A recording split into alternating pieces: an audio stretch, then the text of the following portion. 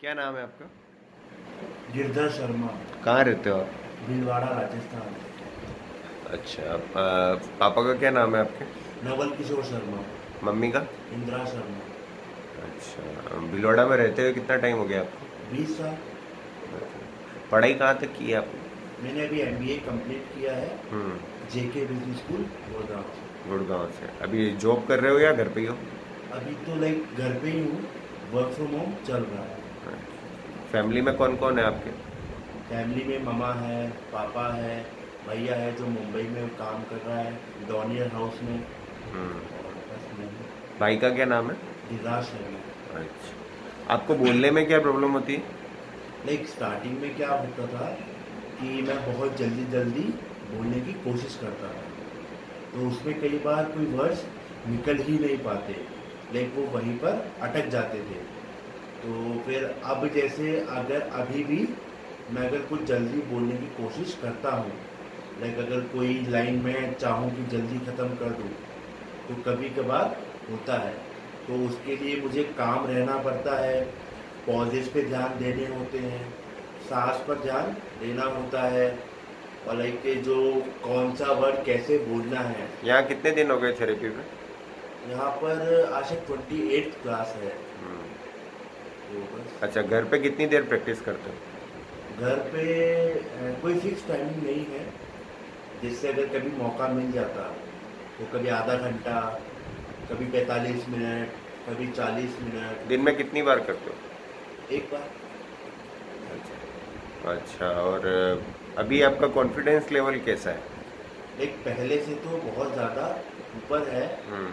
But like मुझे एक ही चीज़ करनी है इन फ्यूचर भी, कि जो बेसिक्स हैं उनको ध्यान में रखना है और हम्म। उनको एप्लीकेबल करना है। यहाँ आपने थेरेपी में क्या क्या सीखा? पहले भी आपने बताया, अभी वापस बता दीजिए।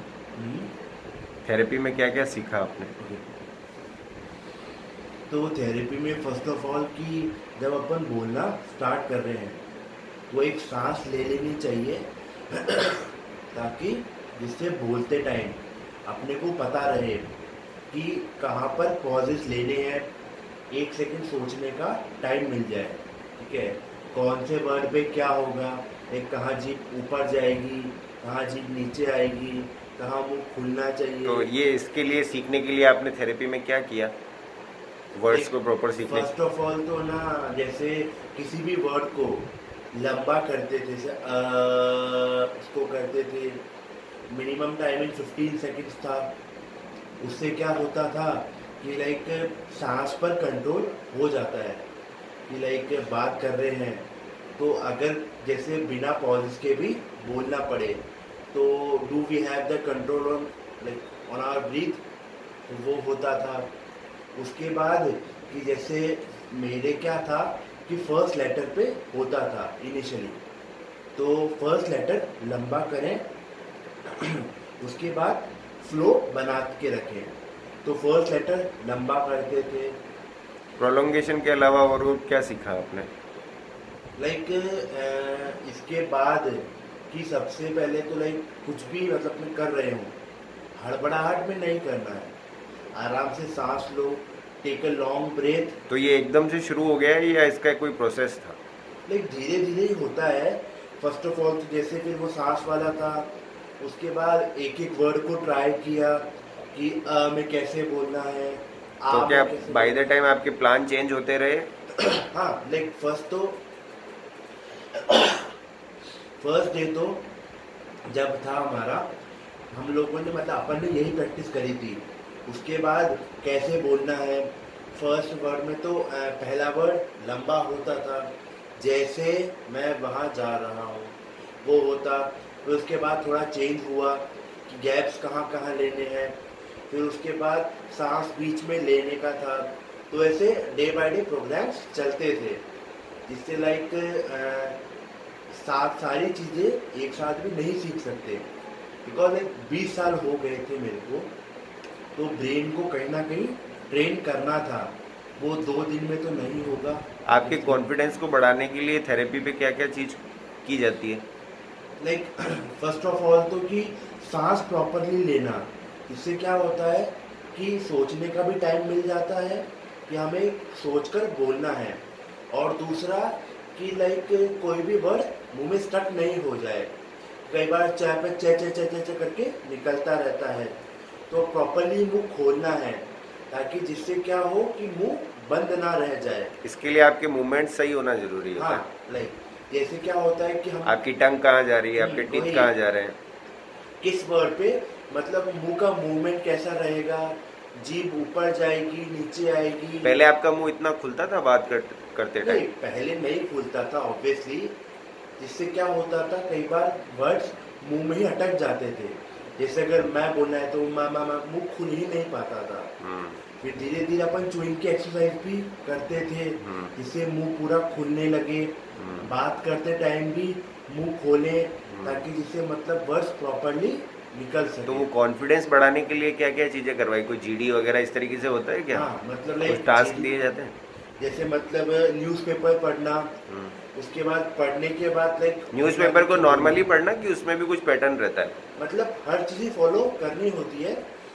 ये सांस कहाँ लेना है, फर्स्ट वर्ड लंबा करना है, उसके बाद गैप्स का ध्यान रखना है, और उसके बाद न्यूज़पेपर एक बार पढ़ लिया, एक न्यूज़ पढ़ ली, न्यूज़पेपर को हटा के उसको खुद से बोलना, लाइक अपने वर्ड्स जैसे प्रॉपरली हिंदी नहीं, बट जैसे अगर जो भी चीज़ें अपने वर्ड उसमें हाँ put कर अपने दिए। वर्ड उसमें एडजस्ट करना। हाँ। कि जैसे वहाँ लिखा है कि हमें आलोचना करनी चाहिए, लाइक जैसे कोई भी हिंदी वर्ड लिखा है संवेदना, तो उसको इंग्लिश में अपन ट्रांसलेट कर सकते हैं कि जैसे